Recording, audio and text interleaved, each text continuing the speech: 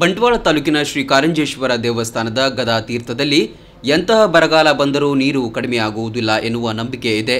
ಈ ಬಾರಿ ಬಿಸಿ ರೋಡು ಪುಂಜಾಲಕಟ್ಟೆ ಚತುಷ್ಪಥ ರಸ್ತೆ ನಿರ್ಮಾಣ ಕಾರ್ಯಕ್ಕೆ ಟ್ಯಾಂಕರ್ ಮೂಲಕ ಕೆರೆಯ ನೀರನ್ನು ಸಾಗಿಸಿದ ಪರಿಣಾಮ ಕೆರೆ ಬೆರೆದಂತಾಗಿದೆ.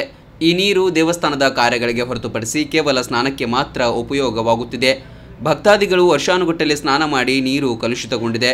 ಕೆರೆಯಲ್ಲಿ ಹೂಳು ತುಂಬಿ ಪಾಚಿ ಬೆಳೆದಿದೆ. ಈ ಕಾರಣದಿಂದಾಗಿ ನೀರನ್ನು ಆರಿಸಿ ಕೆರೆಯನ್ನು ಶುದ್ಧೀಕರಿಸಿ ಕಾರ್ಯ ನಡೆಯುತ್ತಿದೆ. ಕೆರೆಯ ನೀರನ್ನು ಟ್ಯಾಂಕರ್ ಮೂಲಕ ಖಾಸಗಿಯವರು ಬಳಸಿಕೊಳ್ಳುವುದಕ್ಕೆ ಗ್ರಾಮಸ್ಥರಿಂದ ಆಕ್ಷೇಪ ವ್ಯಕ್ತವಾಗಿದ್ದು ನೀರಿನ ಸಾಗಾಟ ಸ್ಥಗಿತಗೊಂಡಿತ್ತು. ಇದೀಗ ಮತ್ತೆ ಟ್ಯಾಂಕರ್ ಮೂಲಕ ನೀರಿನ ಸಾಗಾಟವು ಆರಂಭಗೊಂಡಿದೆ ಎಂದು ಸ್ಥಳೀಯರು ಆರೋಪಿಸಿದ್ದಾರೆ. ಬಹಳ ವರ್ಷಗಳ ಹಿಂದೊಮ್ಮೆ ಕೆರೆಯ ನೀರನ್ನು ಖಾಲಿ ಮಾಡಲು ಹೊರಟಾಗ ತೆಗೆದಷ್ಟು ನೀರು ತುಂಬಿಕೊಂಡಿದ್ದರಿಂದ ಈ ಕಾರ್ಯವನ್ನು ಕೈಬಿಟ್ಟಿದ್ದರು. ಏಕೆಂದರೆ ಇದರ ಆಳವನ್ನು ಯಾರೂ ಬಲ್ಲವರಿಲ್ಲ ಎನ್ನುತ್ತಾರೆ. ಈ ಬಾರಿ ಬಂಟ್ವಾಳ ಪುಂಜಾಲಕಟ್ಟೆ ರಾಷ್ಟ್ರೀಯ ಹೆದ್ದಾರಿ ಕಾಮಗಾರಿಯ ಗುತ್ತಿಗೆದಾರರು ನೀರು ತೆಗೆದು ಕೆರೆ ಸ್ವಚ್ಛಗೊಳಿಸಲು ಮುಂದಾಗಿದ್ದಾರೆ ಎಂದು ಆಡಳಿತ ಮಂಡಳಿ ತಿಳಿಸಿದೆ.